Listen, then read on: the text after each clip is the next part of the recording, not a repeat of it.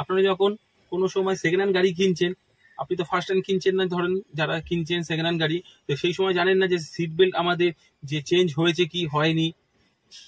তো এইটা আপনি কি করে বুঝবেন? গাড়ির বেল্ট অনেক সময় প্রবলেম দেখা দিতে পারে, গাড়ি যে বেল্টের দাগ দাগ হয়ে যায়। তো এরকম অনেক জিনিস তথ্য আমার পেতে গেলে আপনি আমার চ্যানেলটাকে সাবস্ক্রাইব করুন, আনফলো করতে ভুলবেন না। তো দেখুন এইভাবে এই জিনিসটা, এই দাগ হয়ে রয়েছে বেল্টে, এই বেল্টের দাগটা থাকবে।